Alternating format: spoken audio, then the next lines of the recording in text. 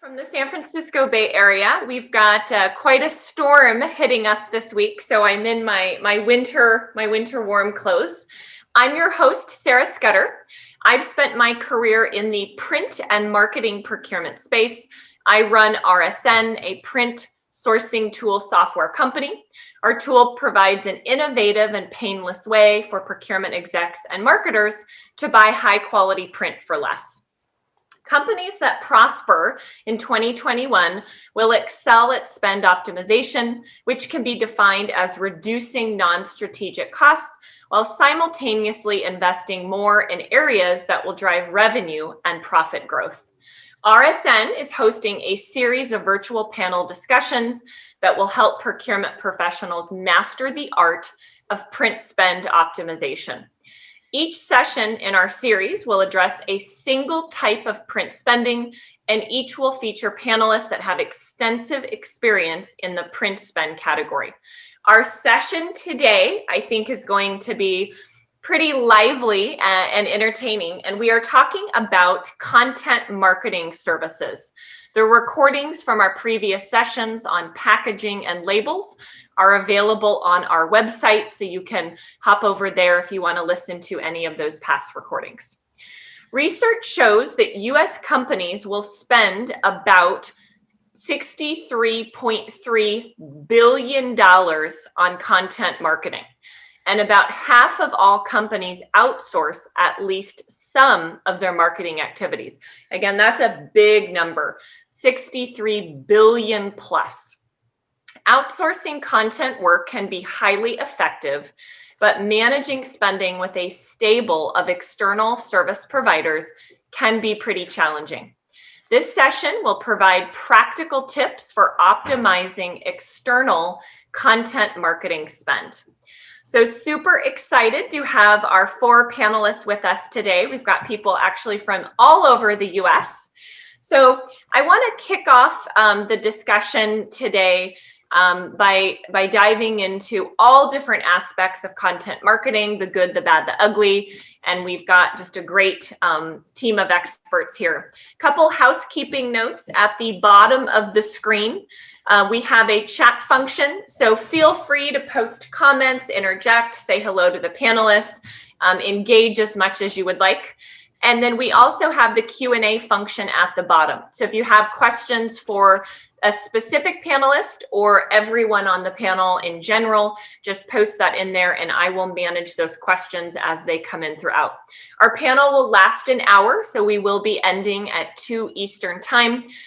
We will send out a copy of the recording and information on the panelists early next week. Brandon is running all of the tech today. You can see the cool metal bow tie. That's Brandon's signature. He will be running the Zoom and managing all of the marketing for this event. So if you have any questions, you can send him a private message in the chat. So with that, we are going to kick off the discussion today. So Larry, I want to start with you. Larry's joining us from Chicago. His weather is probably a little colder than ours here in the Bay Area. So Larry, before you answer my question, I also want to make sure if you could take a minute or so and introduce yourself to the group. You've got a really cool background and just recently launched a company, so want to make sure you get to introduce yourself. But my question for you is this. What's the most common obstacle preventing marketers from optimizing their spend? Awesome. Well, thank you, Sarah. That's a great question. And I have to confess, originally I was wondering why Sarah invited me to this panel. I'm a big fan of hers, but I work in video production, film production for many years. Now I'm really focusing on the production strategy and how do you plan things long term. So as we talked a little bit more about the panel, it all came clear to me and made sense. So quick few words about me. I've been in the production world and the community for a long time. I've worked at advertising agencies. I've had a chance to work on films, television shows. So really a very heavy film background, and freelanced for about 10 years before returning to the agency side. And I was the chief production officer at Ogilvy Chicago for about 15 years and had a chance to touch all kinds of production and development of content, across every medium and trying to get those things to integrate, was probably one of the more interesting parts of the job. The last several years, I've really focused my career on where is the market going, where is production going, how does that feed into the overall trends and what people are interested in and what they're consuming. I thought I loved your setup, Sarah, talking about strategic approaches versus spending money on things that are really more tactics, because that's really the key to where the industry has to go. We have to get more strategic as production people if we're going to meet the demands of the kind of content people are interested in. I always like to say now, that. Barry, I have a question for you. So tell us about directing a goldfish. It's actually I need the details. well, we were many years ago. I was doing a commercial for Tang International, and we were shooting in Buenos Aires, as one does. And we had the premise of the commercial is that a very clever kid re-engineered the entire city's water supply to turn it into Tang. So everything you could do to show water was orange. We had people swimming, everything, and we had a goldfish in a bowl of orange Tang. But the goldfish wouldn't move because it didn't see any reason to move. And so my job as doing that 1 second unit setup was, how do you get the goldfish to move? You can't reason with it. You can't negotiate with it. You can't even really bribe it with food the way you can with kids. So you have to think of something. Ultimately, the solution was a chopstick. A little swirl of a chopstick near it, and it would start to move around. We never hurt it. We never poked it. We just swirled the chopstick around, and it was enough to get it to swim around the bowl. So that's how you direct a goldfish if you ever find yourself in that situation. I just learned my most important fact of the week. Thanks, Larry. How long did it take you to work out, Larry, that it would be a chopstick that makes it move? Versus a pencil? Talk about that. Versus a pencil, or I would say that we were lucky. We had a very well-prepared prop person who had a little bit of everything on hand. So we managed to get through that one pretty quick. So just going back to what Sarah's question, though, talking about communication, because I think the other statistic that you just threw out, which I think is super important, is people are spending $63 billion on content marketing. And when you take that in context of the overall marketing spend is about 213 billion a year. So the 63 billion is a massive number, but it's context of a much larger thing. And content marketing doesn't happen in a silo all by itself. It has to be connected to all of these other things.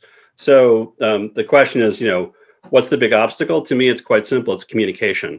If you're not sharing to everybody on the team what the expectations are and getting everybody on the same page for the goals that you're trying to reach, you'll never really be successful. There'll always be breakage and disconnects in the process.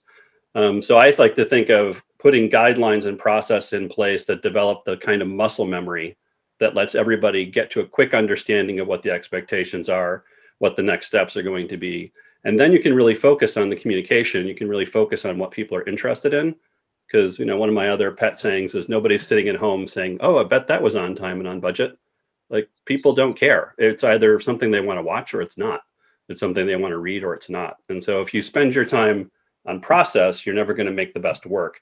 But if you fine tune your process and your communication, then you've got a much better shot of focusing on great work. Yeah, and Larry, one of the things that I've learned over the pandemic in regards to communication, which seems super, super basic, but sometimes you just need to pick up the phone and have a conversation. Absolutely. And I see people sometimes hiding behind emails. We have a policy at RSN. We have a 2-touch email rule. After 2 emails, if something is not clarified or resolved, you pick up the phone. And I think it's really important when teams are working with external suppliers for content. Sometimes you just need to have a conversation and not put it in writing. Yeah, absolutely. I would agree with that 100%. We used to use that rule in the office, which was get up from your desk and go find the person. But since that's not an option anymore, the phone call is a good substitute. But I think that's absolutely key. And I think having, I've had this conversation last week with a really good friend of mine about how if you're on a film crew, you can, get off a plane anywhere in the world, and within a couple of days, you've met your team, you've got, everybody's got on the same page about the goals.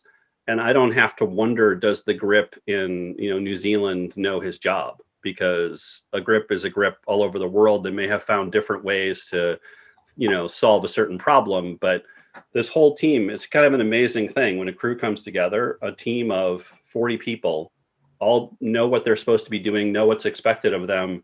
And in 2 days, they pull off a shoot, and they may never see each other again, but it's because everybody knows what's expected. Everybody has a clear sense of, this is the shots we're going after. This is the schedule we're working against. Here's the outcome we're looking for. If you just think about expanding that into the whole production process, I always like to start with, what's our end goal? Like, what has to go on the asset management platform, not just the finished thing, but all the parts and pieces that can then be modified. If you know that, and you know what channels you're going to wind up in, you can't just say digital these days, right? You have to say, is this for Pinterest, or is this for TikTok, or is this for Facebook? Because the culture on those channels is different. People have different expectations, and that has an impact on how you might shoot it and how you might plan for it. So you need to know those things, and then you can back out into, what is a good production plan to deliver those things, and be working on your strategy. Is this laddering up to your brand strategy? Does this make sense, in terms of a production strategy? And a lot of folks are just really starting to embrace a sound production strategy and how that influences the whole process. Larry, thank you for being with us today. Absolutely. Tiffany, I want to switch the conversation over to you. I know one of the things that's really kind of become a priority in the marketing and procurement world is data, and the importance of having good data to make better decisions. And I know that data is really important to you in the work that you do. So what should companies look at when establishing a partnership with a content supplier in regards to measurements and certain key performance indicators? And before you answer that, Tiffany, if you could spend a minute or so introducing yourself and telling us a little bit about your background. Sure. So thank you for having me today, Sarah and everyone. My name is Tiffany Shreen. I work with Opulitics Media. We've been around for about close to 12 months. My background, prior to that, I worked in the agency. I think we all kind of discovered that we have sort of connections prior to speaking. I worked with Publicis Media for a few years, starting off with Zenith Media a few years back. Then I kind of pivoted out, moved to Ubiquity, which we kind of do media analytics there. What we did was we worked with the clients, worked with the agency, and worked for the clients and essentially measured performance and advertising spend. Did the clients get their bang for their buck? Were the agencies efficient, and were they effective in their marketing planning and their strategy? So that was Ubiquity stands. Went back to Publicis, didn't have enough of agency by that point, went back to Publicis and essentially worked with a lot of new businesses, working with allocating dollars and making sure that when we are working with a lot of the auditors, which is the background I had prior to Publicis, are we meeting their demands in the market? And I actually, also on top of working with Opulitics, I'm a marketing professor with the Fashion Institute of Technology, as well as Borough of Manhattan Community College. So kind of balancing and juggling two different areas and making sure that, not only am I doing what I'm teaching, but I'm teaching what I'm doing. So that kind of works hand in hand for itself there. What favorite class you've held? The favorite class that I've held would likely be Introduction to Marketing, and here's the reason why. Typically, when students first enroll in the class, they automatically believe we're going to learn about digital marketing.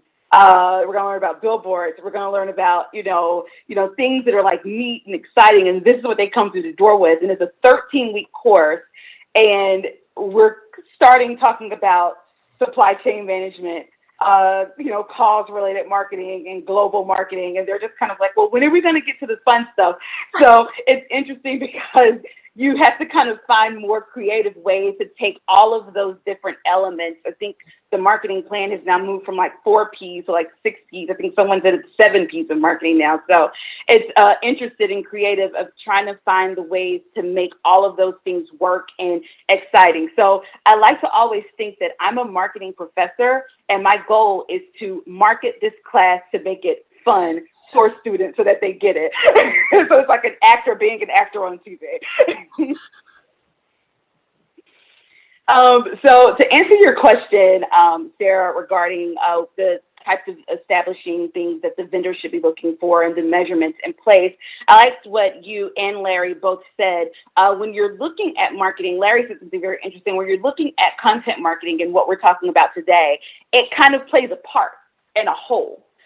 It's not just, one element that you're really looking at maximizing here. There are a lot of different elements that you're looking at maximizing here.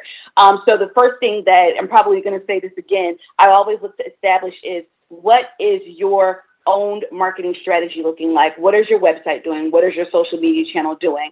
And establishing those goals that the two of you were speaking about earlier, that is one of the key things that we want to hone in on, particularly with the content marketing strategy. Why are people, what are you wanting them to do? Are you wanting them to just read something? Are you have some sort of other definition of conversion? Is it email subscriptions that you're looking at increasing? What are the goals that you're looking at? So to make things a little more simplistic when you're talking about data, because it can kind of be all over the place, I like to break data down into 3 categories. I break it down into performance metrics, delivery metrics, and engagement metrics. And within each of those 3 categories, we are answering one specific question. So when we're talking about performance metrics, overall, what is the goal of this campaign? If the goal of this campaign is to increase time on page, increase downloads for white papers, increase email subscription for a newsletter, or if you're even working in an agency sense, or a client sense rather, and you are looking to run traditional or digital print campaigns, traditional or digital newspaper campaigns, what is the goal of that campaign? And with that performance metric, we want to determine your return on advertising spend. That's just one KPI that we can look at there. Whatever it is that you were going into this campaign doing, and whatever you spent to get into that campaign, did the return on investment make sense? Was it worth it? Did the performance work to the point where you feel like you got a great return on your investment? The second thing we want to look at are delivery metrics. We want to understand how many impressions, and this is something that that impressions word, I kind of had a very interesting conversation earlier this week, because I don't like when people lead with impressions. Impressions are always huge numbers, or at least they should be. But you want to understand, going into a vendor management relationship, what are the impressions that your channel has? Whether we're talking Pop Sugar, whether we're talking, Elle or Vogue.com. We want to understand that impressions number, because that impressions number is going to tell us a very important thing. It's going to give us a media math word that I started out hating and love to learn. It's going to give us the root of the cost per thousand. How much money are we spending to get to those impressions, and is it worth it? So that delivery metric is going to tie into that engagement, that performance metric that we spoke about earlier, because now we know if that performance is well, because we've determined our return on ad spend. Now we're trying to figure out, with the impressions that we were delivered or to potentially receive, how now much money are we spending to get to those impressions? The third thing, engagement metrics. It's not necessarily a last thing to look at. A lot of people think of vanity metrics when you think of engagement metrics. And, likes and comments, downloads, those are good. Well, downloads are better than likes and comments, but those are all good. But when I talk about engagement, essentially, whatever it is that the advertisement is calling for, so whether we're talking link clicks, something that's very simplistic to understand, we want to understand those link clicks comparative to the number of impressions that particular advertisement would get. That's going to be important, because we want to understand how engaging we are to the potential target audience. It doesn't make sense for us to run, a campaign that targets men 18 to 49 in Vogue.com. that percentage of engagement is going to be extremely low. It would make sense if we were to run on an ESPN.com, on some type of blog, or in a gentleman'squarterly.com. And when we want to look at that engagement metric of link clicks comparative to impressions, that's going to give us an understanding of how well our target audience engaged with our content, engaged with our posts. So tying a bow on top of all of that, again, we're looking at, as Larry mentioned earlier, making sure that we have a campaign that is centered and rooted in a goal. We're looking at the data that we have in hand, or the data that we can potentially get, and then we're going to divide up our data into 3 different categories: how well the ad performed, how well the ad delivered to our target audience, and how engaged were our target audience, to make sure that our content marketing strategy is effective. Tiffany, before I shift over to Mike, follow-up question for you. How does somebody know how long they should test something out to know if it's effective? So if I'm launching a new email campaign, I'm launching a new social media strategy, I'm launching a series of TikTok videos, like, how do I know? Do I give it a month? Do I give it 6 months? How does somebody gauge the amount of time to see if the ROI is going to make sense? Oh, that is such a good question. I like to use the term that this an A/B testing strategy can definitely be can determine. It can fluctuate depending on what we're looking at here. Sometimes we can look at a campaign and within a week, with enough time to really get an understanding of how optimize the campaign is, or give the audience enough time to get an understanding of how well that campaign can run. Sometimes it could be a weekend or a 3 or 4 day situation. So it really depends on what it is we're looking at here. The one thing that I would probably say to answer the question that could be more time stamped, I am not a proponent, and nor should anyone be a proponent, of a set it and forget it methodology. So in other words, what we're going to do is we're just going to run this ad, or run this campaign, or run this blog post. And then after 6 weeks, when it's time for us to run, a fresh, weekly newspaper or newsletter, or a fresh campaign, we'll look and see, oh, wow, it did that bad. Typically, when you begin to see diminishing returns, which sometimes can be somewhere between 7 and 14 days, typically within that time frame, you can get a good understanding of how well that advertisement or that campaign or that that vendor that we're working with for content marketing purposes for this talk is working, for us to be able to allocate that spend, so that we're not spending an additional 2 weeks worth of money or another 4 weeks worth of money in an area that isn't working for our campaign. So if I had to kind of give a time frame to kind of look at, I would say anywhere between a week to 2 weeks, especially in the initial stages, to make sure that you are gleaning as much insights as you can. But then after that, an A/B trial period should definitely not run too much longer, because by that time you can have a little bit of blueprint or a direction of how well your advertising or your performances are working. Yeah, Tiffany, I'm a big believer of the A/B testing as well. I think you can get a lot of really good, quick insights very cost effectively to see what's going to be most effective. Tiffany, thank you for being with us today.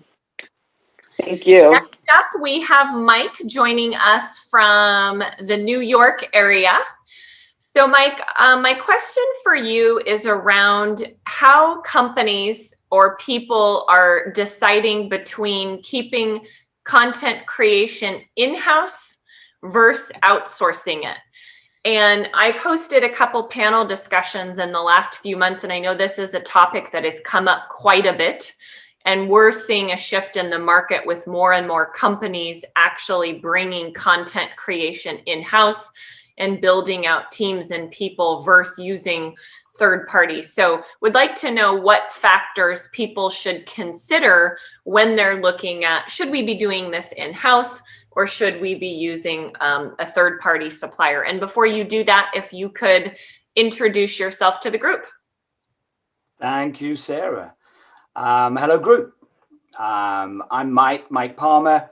I've been around production of content. We didn't call it that back in the day for a long time. I started in newspapers and magazines, so I'm a big believer in print. Trust me, print has got a long way to go, and it's still a very, very effective channel, right? But I'm actually a typographer. I was involved in the early days around technology when Apple Macs kind of popped into the world of desktop publishing. And that kind of like, I got my interest in technology, efficiency, doing things smarter in production.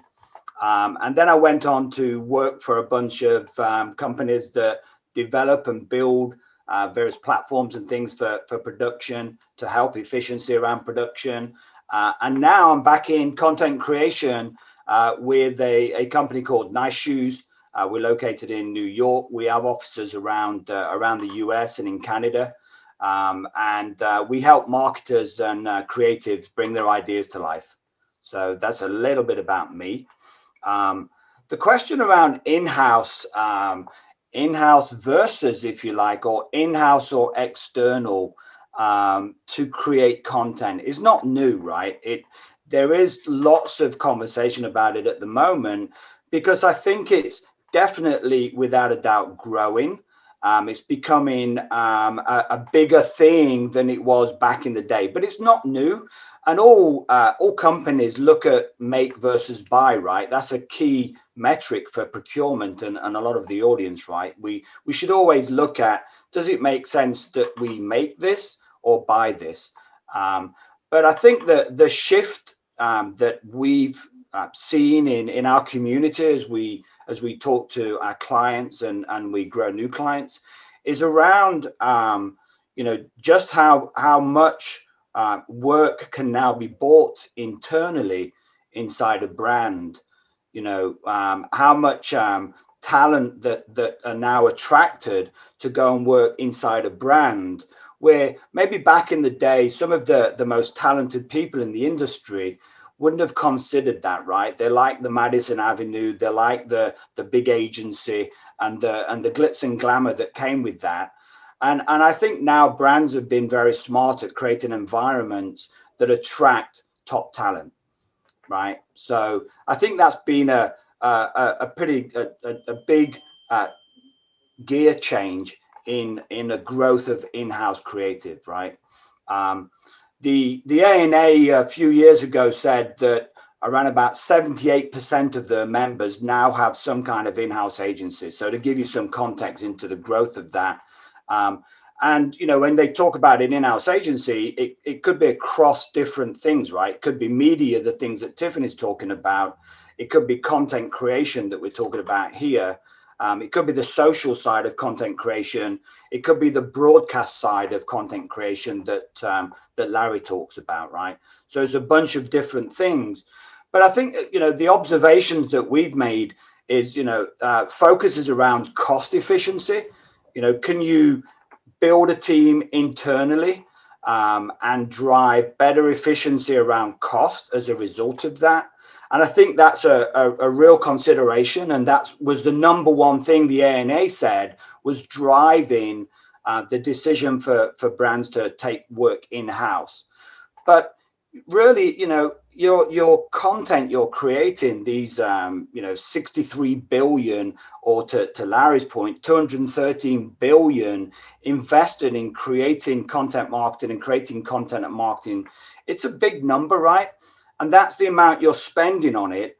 But the results, and it's great so early on to be hearing us talking about communication that Larry's mentioning and results that Tiffany's mentioning, you've really got to focus. It's a big investment that you're hoping is going to deliver a bigger return for the business. So, if you're thinking about an in-house agency as just a way to save money, you may not be making the right decision for the business as a whole, right? You've really got to look at the cost is the input, the work you create, the quality of work you create, the results that work delivers is the output, right? And you don't want to save some money and in any way compromise your output, your quality, your messaging, your level of creativity, right? And so I think that's a key consideration. Don't just focus on cost, even though I'm sure there's lots of savings to be had by making these decisions according to the ANA. Better knowledge of brands, right? If you're in-house and you live and breathe the brand compared to being externally where you're working on a bunch of different brands, you could say that there's a better knowledge of the brand from an in-house team, and that's going to help them create a better result, right? Again, thinking about those results. They know the business, they know the company, they build relationships, they're walking down the corridors, they're bumping into brand managers. You know, those things all help the creative in-house team get closer to the brand and the messaging and the marketing, right? They're dedicated. They only work on that work, and they can get things done quicker. If you're I've been in environments where marketers and brands and in-house creatives are sitting in the same environment, right? So you can get things done. You can have a water cooler moment. You can run and stand around a machine and start, creating content very, very quickly. When you're using an external resource, maybe it's not as nimble as that, right? So those are the things that the ANA called out, which are known as considerations. I think the things that, as I go around the ANA, I attend lots of events. There's an in-house agency forum called IHAF. If you don't know those guys, they're up in Boston. Again, all around focused around in-house agencies. So there's groups and events and a lot of people developing in-house creative content. Mike, you mentioned the ANA. Can you? Not everyone may know what that acronym stands for. What is the ANA? The Association of National Advertisers. So it's the industry body that supports advertisers. The opposite side of that is the 4As, which is the association that supports the creative teams. And Mike, maybe you could put that in the chat function for everyone. If you could maybe drop the ANA website and the other thing that you mentioned, just in case anyone who's listening wants to check those out. I will definitely do that. So some of the things that we've heard in those events and we've spoken to our own clients around, attracting and retaining talent is a big issue. So in-house creatives have done a lot of work to make the environment for creative development attractive to some of the top talent that's out there. And so focus on that and always try and hire and retain the best talent. Creative content it's a talent game, right? It's, to come up with some of the really cool creative that really makes a difference and really delivers against a media plan is difficult. It's not something you can just, that everyone's able to do.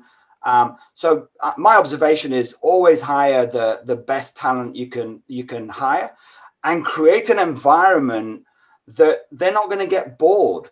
They're not going to move from a creative environment and turn up in a cubicle, right? It's just not going to work. So think about the talent. It is a talent game.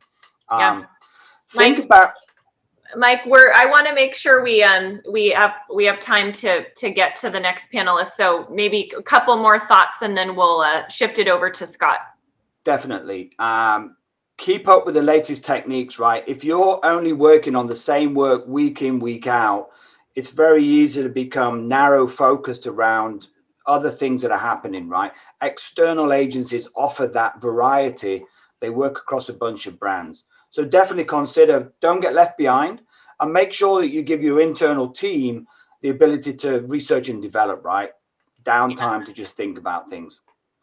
Thank you for those insights, Mike. And my company and we're on the print side, but the two big trends that we're seeing in this space are companies are bringing social media management in-house because they have people who are, immersed in the brand day in and day out. It can have really quick response times, and also making sure that you have the right office environment to attract talent.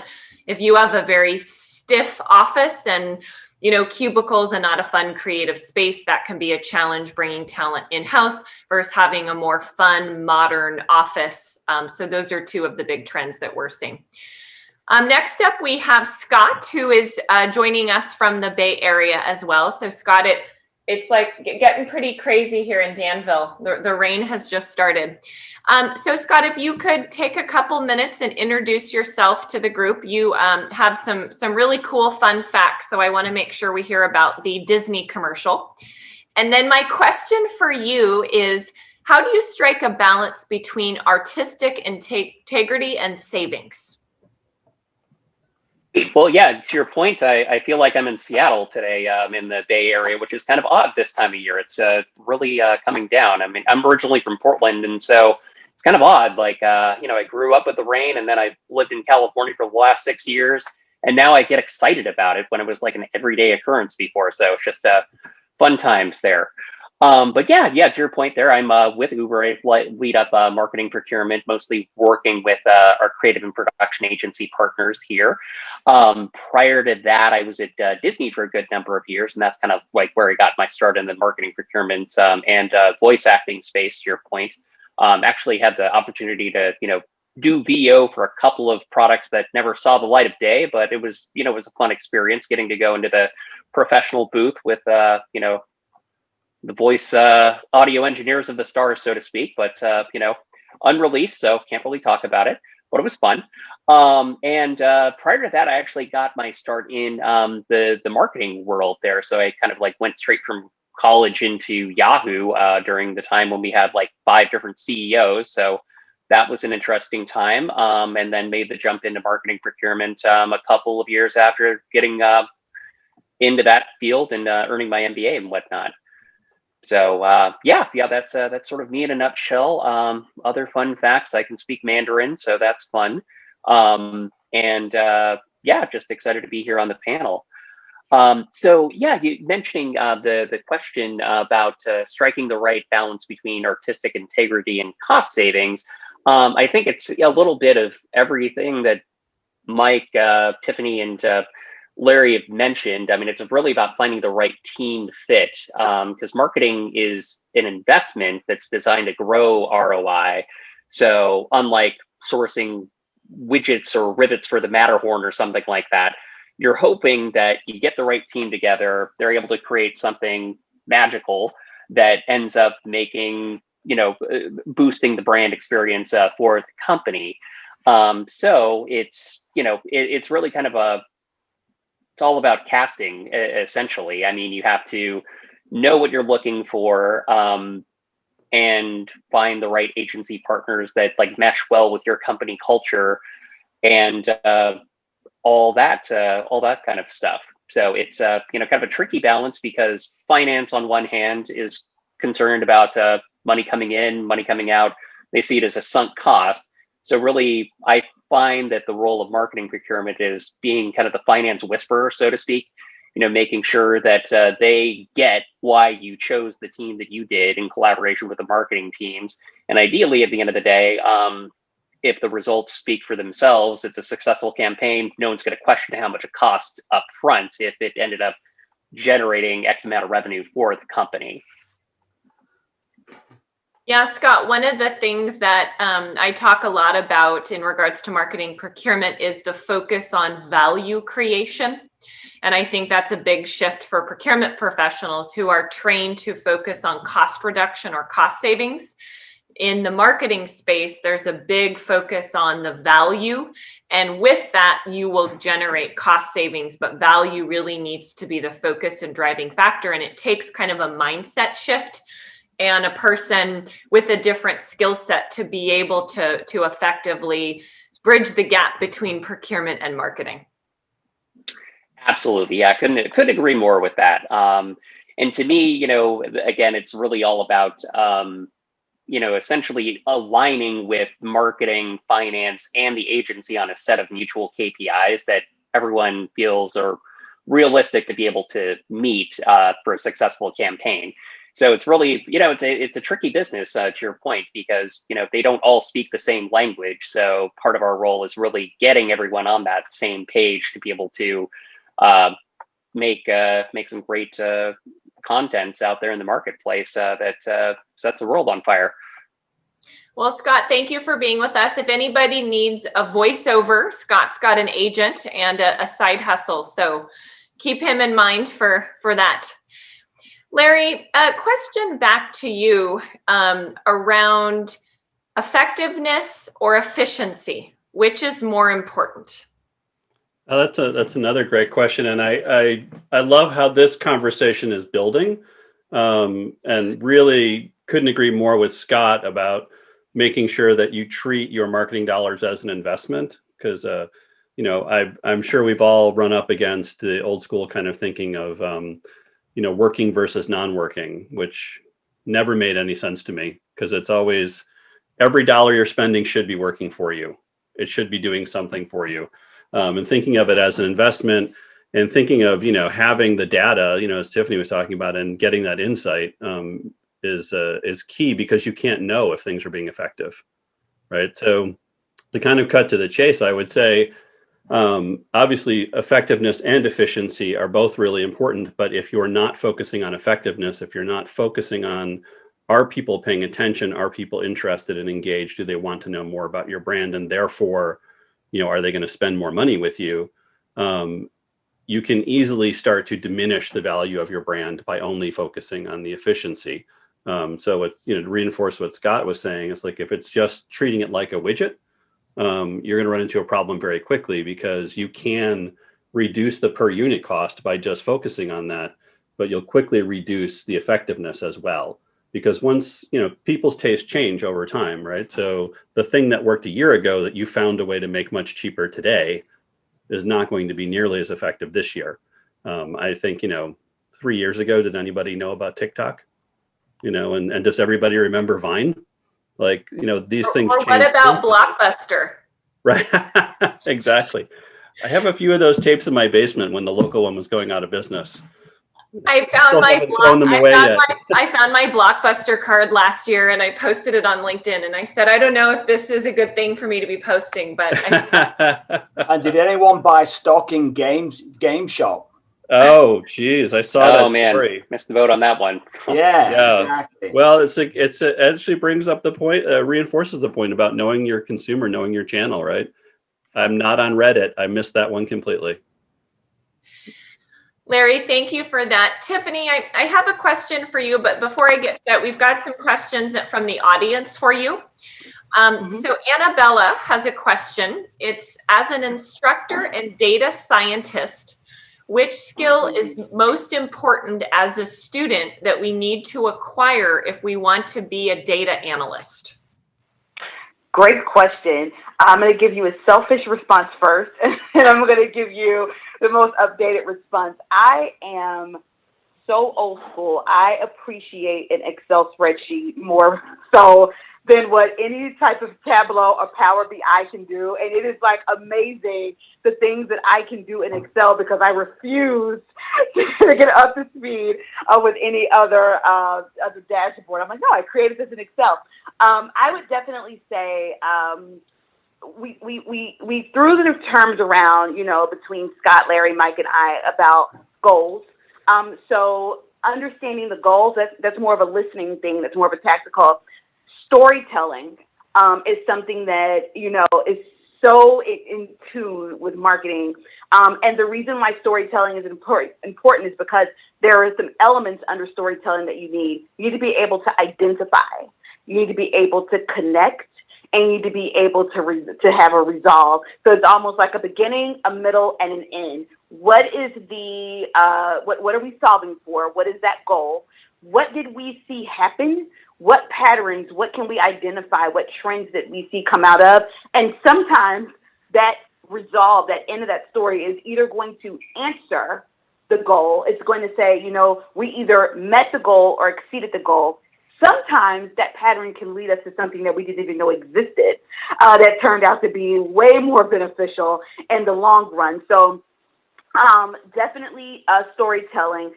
In some instances, I will admit that's something I don't really have to say in large companies of people. I will make up math. So making sure that if you make things up, it kind of ties back and makes sense. Someone told me once, the best quote is that, wait, you can only subtract, add, divide, or multiply. So if you're doing something else here, something's wrong. So making sure that if you're making up that math kind of ties back, and it's something that logically makes sense. but definitely everything's going to tie back to whatever that goal is from the offset. So learning skills, tactical skills are definitely listening skills, and definitely storytelling skills to make sure that when you can identify these patterns and these trends, that you are telling the story that the client, or you, if you are your client, wants to hear. Annabella, and feel free to connect with me and all the other speakers on LinkedIn. Really exciting. Love to see young energy and talent coming into the industry. So I know we would all be happy to connect with you on social. All right, Tiff, my question for you is what is the red flag or indication companies should see to know when it is time to outsource content marketing efforts? So let's say I've built a team and I'm managing it in-house, and what are the red flags that someone should be looking for? I like a term that Mike gave out. So I'm not a content marketer. What I do is I can look at the data and understand what works, what doesn't work, if it's getting us to the result that you're looking for. But there's a term that he used. He used content creation. If for any reason, I think a primary red flag that I can put my hands on right now, if you do not have a content creation carousel, if it is outdated, or if you are even questioning, well, what is a content carousel? It's time for you to outsource. This means that, and there's something that there's a marketing metrics book that I reference a lot, and a professor from the University of Georgia and a couple of other colleagues that he worked with are authors of that marketing metrics book. It's a freshness factor that people tend to measure.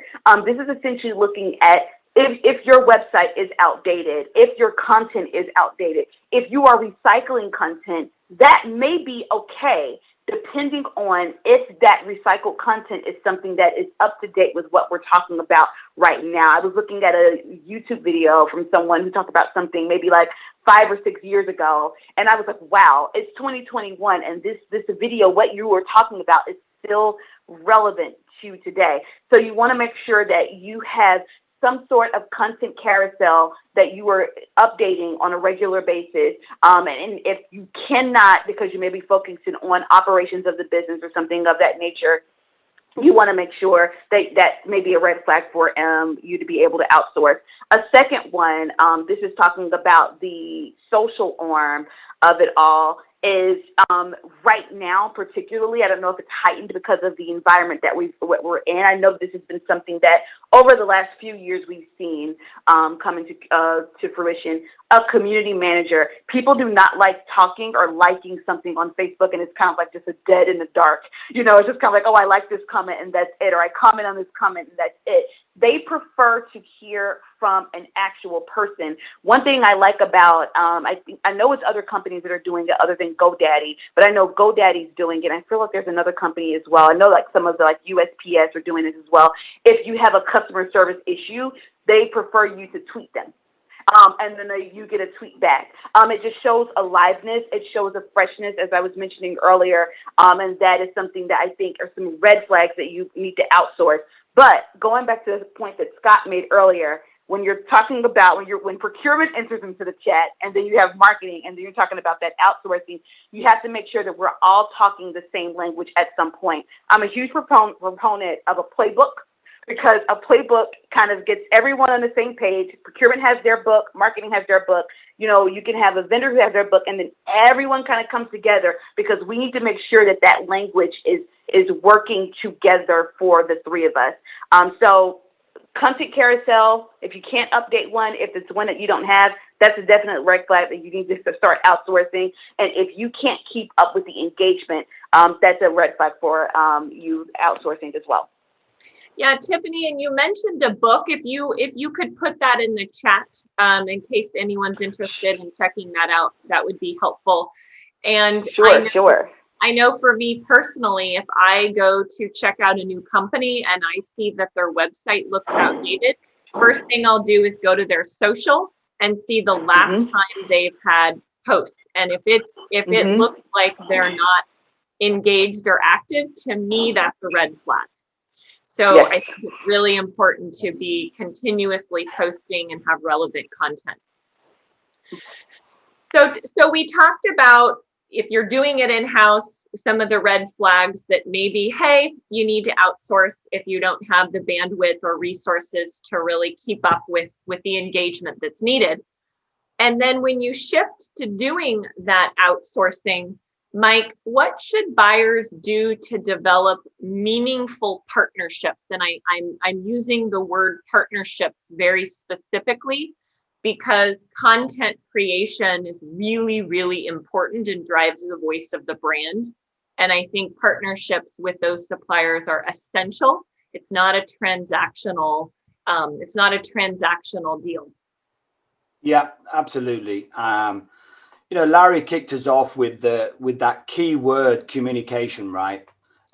We are in the communication business, right? That's what we're all about in marketing, is communication. But between the teams involved, communication is not always the best, right? And there's been a lot of study in this. 15 years ago in the UK, there was a report written that me and Tina were talking about the other day, Sarah, called Magic and Logic, and I'll post a link to get that. Magic and Logic was done by the procurement, the SIPs, Chartered Institute of Procurement, the agencies, and the Advertisers Association.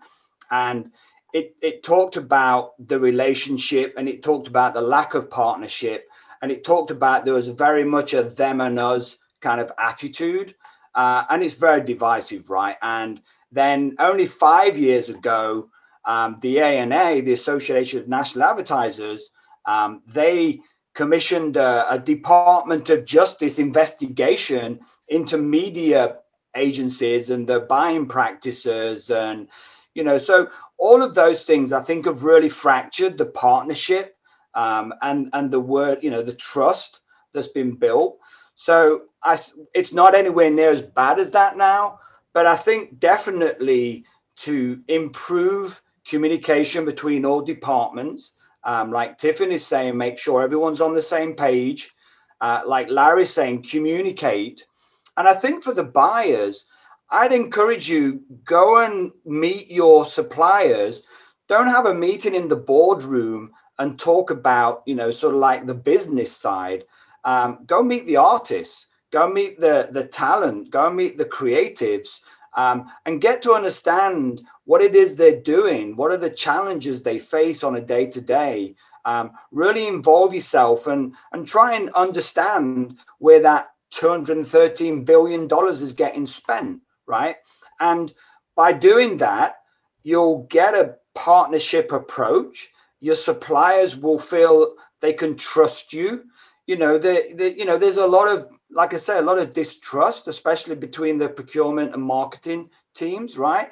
You've got to break that down and work together through partnership, and really, drive out the inefficiency. Procurement's great at finding where are things inefficient, right? And if it's inefficient, it's probably costing you more than it should. So fix those problems and reinvest that saving back into more content, right? You're going to get more content, you got more chance of success. So I think definitely, spend some time with the suppliers, get to know what they're doing, get behind the business, get behind the RFP, really dig into the details and help your suppliers solve the problems, because there's a ton of money gets wasted. If you don't have the expertise for that, hire somebody, right? There's a ton of people, independent consultants. There's a ton of companies, the APRs of the world, the Murphy Cobbs, the Paul Mavis Associates. There's a ton of people out there you can hire to be that person to manage the partnership, right? And I really think if you do that, we talk a lot about faster, better, cheaper. And we always say you can only have 2 of those. But I think you can get all 3 if you add another metric. And for me, that's trust, right? If you build trust into your partnerships, you will get faster, better, and cheaper when it comes to creating content. So we've got some questions coming in from the audience. Mike, thank you. I love that the trust factor being thrown in, I think, is really important. I've been on both sides, on the marketing procurement side and now on the supplier side, so I can definitely relate. Francisco, great to see you again. Francisco has a question for each panelist, so we'll start with Scott and then go to Larry. Please describe one way in which client and agency partners can actually define mutual success and value. And that's in the Q&A at the bottom if you want to read the question. But again, Scott, we'll start with you. Please describe one way in which client and agency partner can actually define mutual success and value. Yeah, excellent question. I mean, it probably comes from the fact that I come from a digital marketing background. I tend to rely a lot on analytics and data to set KPIs with agency partners. And there's just so much out there. I mean, even if it's a traditional cable, TV ad, there's ComScore, Nielsen metrics that you can leverage. But I am a big fan of social listening tools, like Sprinkler and NetBase, because that's how you can actually get to the point of sentiment analysis about how people actually feel about your brand on a mass scale. And it's just such an effective tool that I'm frankly surprised like more marketers don't think to use that, because oftentimes like there's sort of like different silos. There's the research part of the organization. They're focused on that. The marketers are just focused on getting their creative out the door. And obviously they want it to be successful, but they're not necessarily talking to the same people on the back end to really effectively measure it with some of these very powerful and robust tools that have come out in recent years.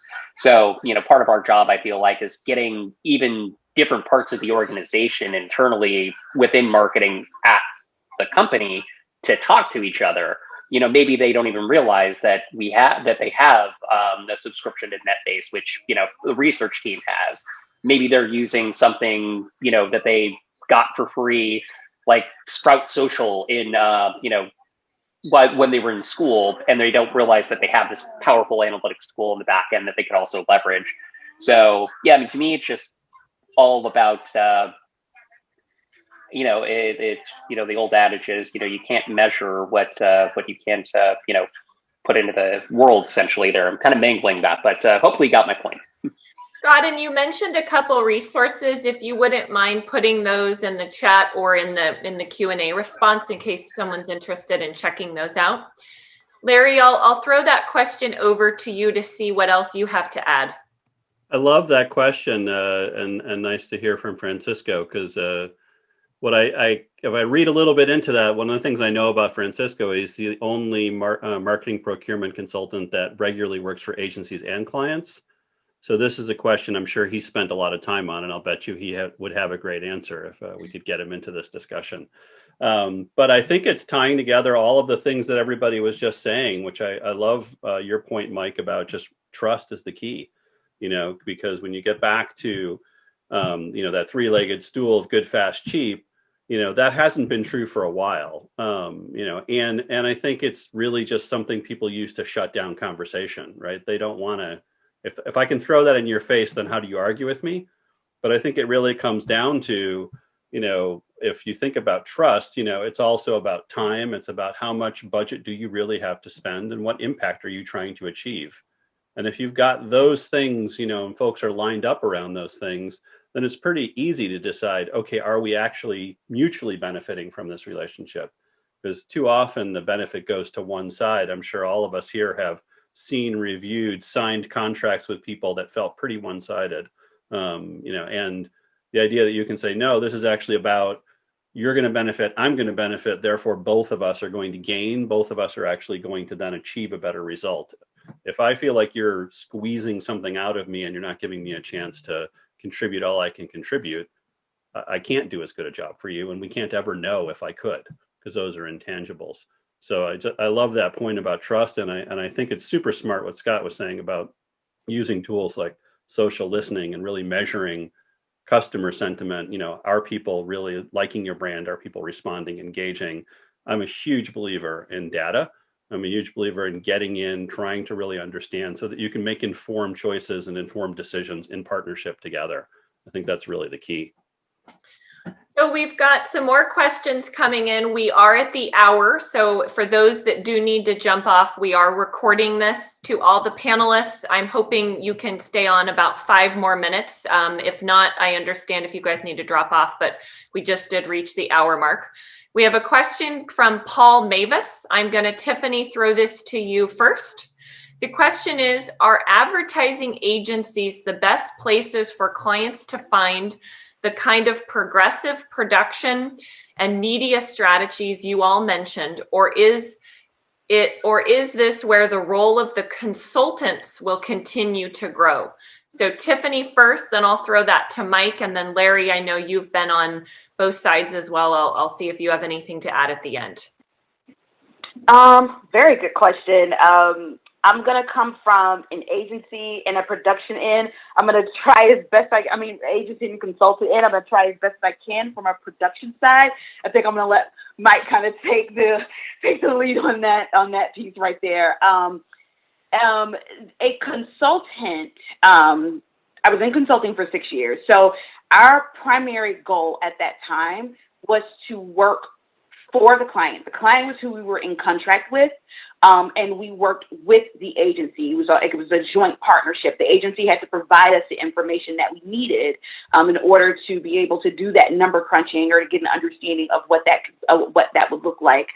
In some instances, what we would see happen on that consulting side is when we would look at a post-analysis for an agency's performance, unbiased, third party, we would present the results of what was given to us, okay? What we know at the time. A lot of that stuff would be competitive analysis, getting an understanding of what a group of peers were doing and how that particular client measured up against that peer analysis or measured up against some sort of pitch that maybe that agency engaged that client with, and these were some set goals that this agency were to hit.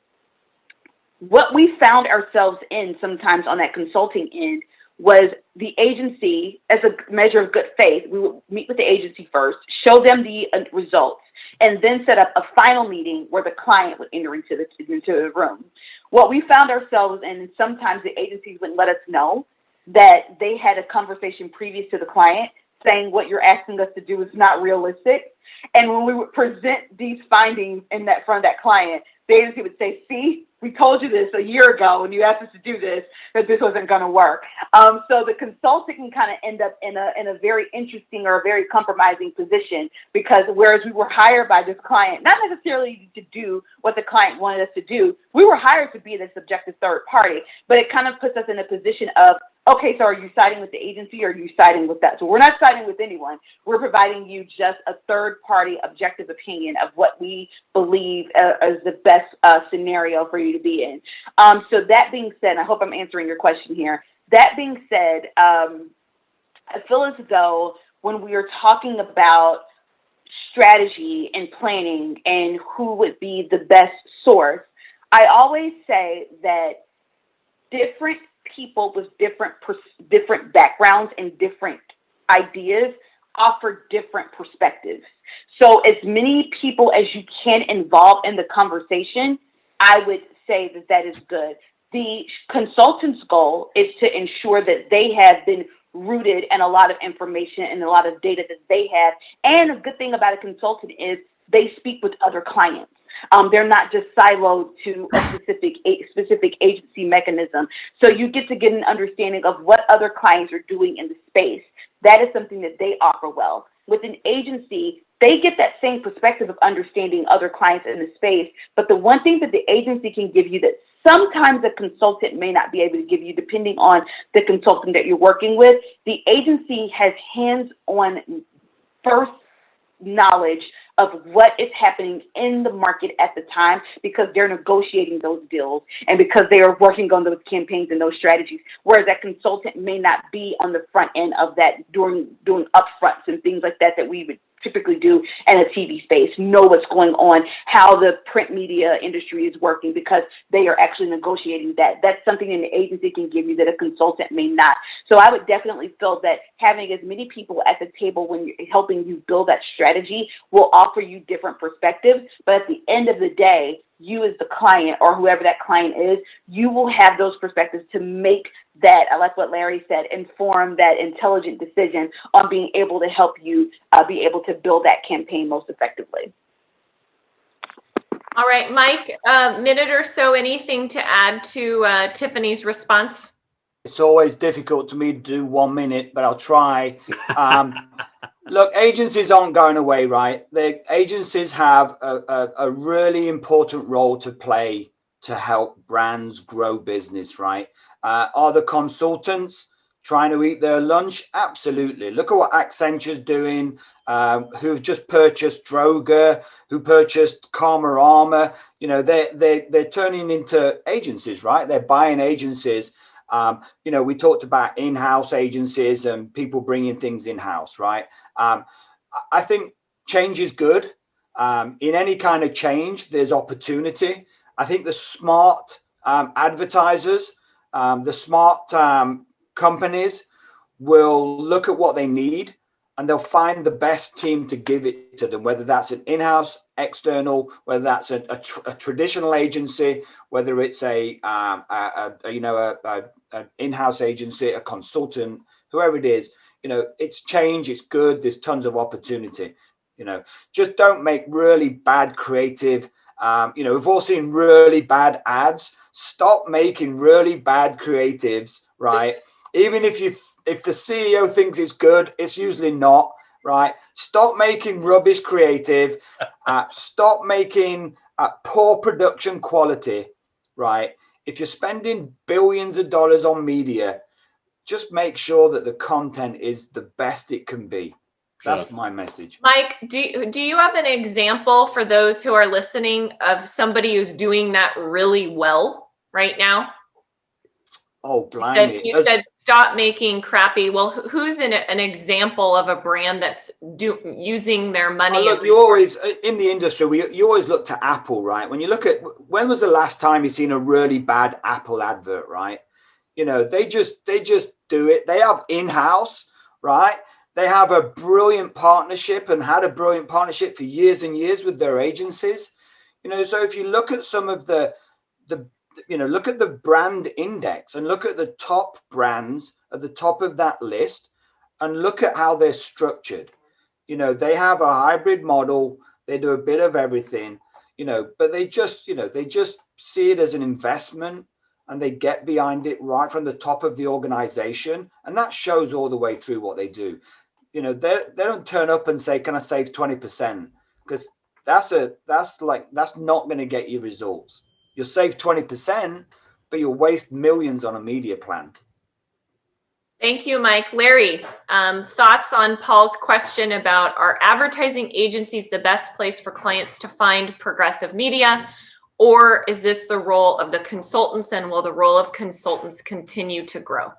I think it's again, love building on what Mike and Tiffany have been saying, because I do think that, as Mike was saying, ad agencies are not going anywhere, and they shouldn't, but specific ad agencies may not survive. Like, you know, we can say as a whole, the advertising agency world is going to continue on, but whether, you know, the agency in your hometown that you like is going to survive is really whether or not they're going to adapt. And, you know, when we talk about consultants, I think, you know, you think about like, you know, the Deloittes of the world and, you know, Accenture getting into the marketing game, and, you know, particularly, you know, the way Accenture has really just been buying up resources and growing that way. There certainly is a role for them to play. They're bringing fresh thinking. They're bringing a different way of approaching things. But I think, as Tiffany was saying, a really important role for an independent consultant like her and like me is we can come in and talk to people who are in their groove, because the more you're a specialist in what you do, you kind of get deep in your groove. And the deeper you get in it, the harder it is to look up and see the big picture. And that, I think, is something an independent consultant can really bring a lot of value to that discussion by coming in and getting to know the players, we might get hired on behalf of a client, or we might get hired on behalf of an agency to help come in and look at what are they doing, how are they doing it, how are their interactions set up, and what are their, does everybody understand even the mission? Sometimes it's really as simple as that. It's just explaining, like, if you continue to do what you do, your costs will go up by 10% in the next year because of these outside factors you have no control over. That's just a perspective that somebody can bring that is out in the world, out speaking to the industry and talking across channels. So I think both are going to stick around. And I certainly don't see independent consultants going anywhere, because the universe is getting more complex. Yeah. And the more you can find translators that can help you and people that can help bridge that gap, that's what a good consultant should do, is bridge the gap, not come and beat you up on behalf of a client. They should come help improve communication, or as a friend of mine likes to say, be the marriage counselor. I also like the word you used, translator, to translate all the crazy speak to make it simple and easy to understand. Thank you, Larry. Scott, I'm going to have you round out the panel today with any closing thoughts or comments, either on Paul's question or anything that we've talked about today.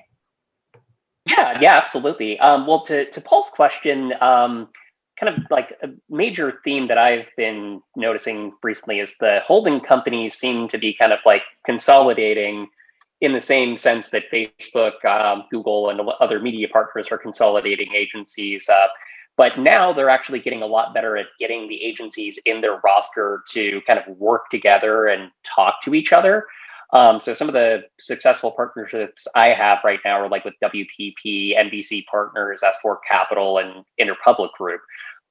They've really kind of like rethought the way that their structure works versus just owning a bunch of companies, to actually being a good partner. Like if you have an RFP, contacting the CMO of IPG and asking, hey, I need an agency that can do X, Y, and Z.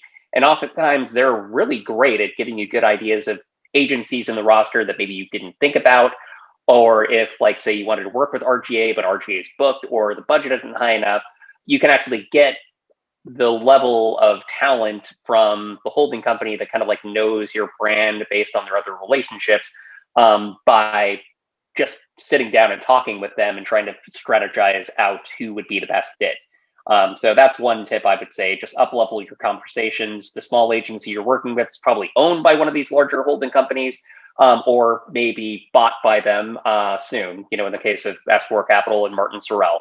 So that's just one thing that I would recommend. All right, thank you. Well, with that, we are going to close out our panel discussion for today. A big thank you to Larry, Tiffany, Scott, and Mike for being with us.